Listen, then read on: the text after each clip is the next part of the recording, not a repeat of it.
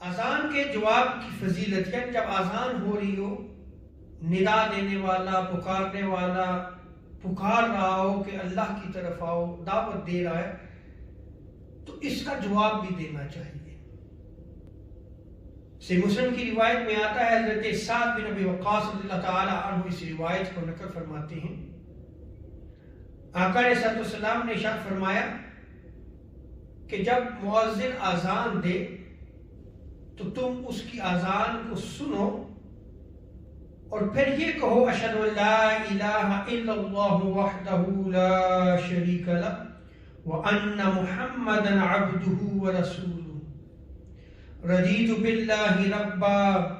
وبمحمد رسولا وبالاسلام دینا۔ اس کی اذان کو سنو، اس کا جواب دو، اور اس کے بعد اگر تم یہ کہتے ہو کہ میں گواہی دیتا ہوں کہ کوئی معبود نہیں سوائے اللہ کے، وہ وحدہ لا شریک ہے، اور بے شک محمد صلی اللہ علیہ وسلم اس کے بندے اور اس کے رسول ہیں، اور میں اللہ کے رب ہونے پہ راضی ہوا اور محمد صلی اللہ علیہ وسلم کی رسالت پہ راضی ہوا اور دین اسلام پہ راضی ہوا۔ آقا علیہ السلام جب فرماتے ہیں کہ یہ الفاظ کہتا ہے غفر لہ ذنبہ، تو اس کے رب تعالی گناہ معاف فرما دیتا ہے۔ اسی طرح سیدنا میمونہ رضی اللہ تعالی عنہ اس روایت کو نقل فرماتی ہیں، امام طبرانی نے موجم الکبیر میں اس روایت کو نقل کیا ہے کہ آقا علیہ السلام نے باجماعت نماز ادا کرنے کے بعد عورتوں سے خطاب فرمایا۔ یہاں یہ یاد رکھ لیں کہ آقا علیہ السلام کے زمانہ اقدس میں عورتیں مسجد میں باجماعت نماز ادا کرتی تھی، تو آقا علیہ السلام نے عورتوں سے خطاب فرمایا، اے عورتوں کی جماعت سنو، بے شک جب بلال حبشی رضی اللہ تعالی عنہ اذان دیں اور اقامت دیں اور تم اذان اور اقامت کو سنو تو اسی طرح کہو جس طرح حضرت بلال حبشی کہتے ہیں،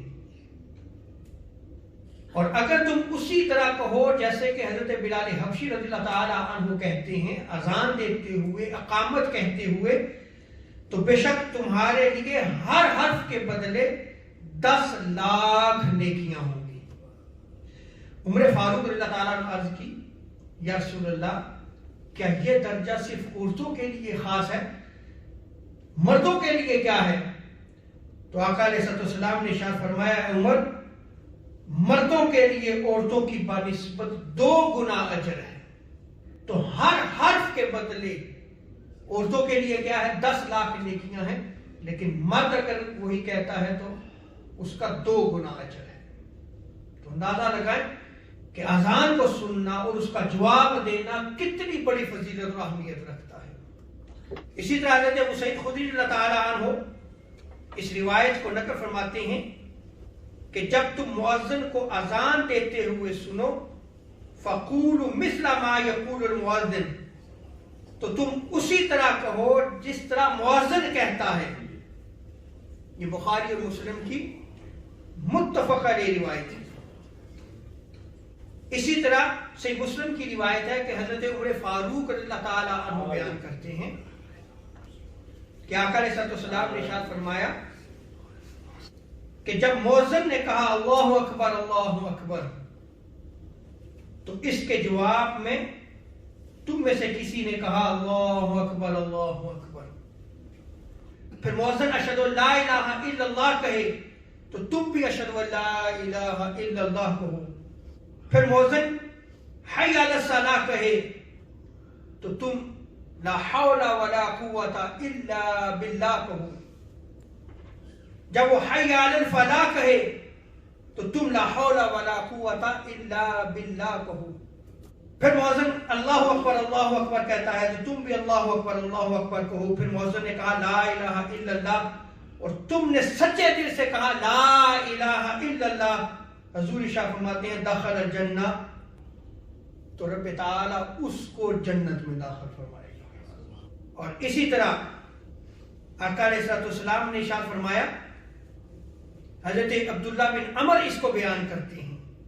صحابہ کی مجلس تھی، ایک شخص نے عرض کیا یا رسول اللہ بے شک مؤذنین ہم سے فضیلت لے گئے، یہ تو فضیلت والے لوگ ہو گئے تھے،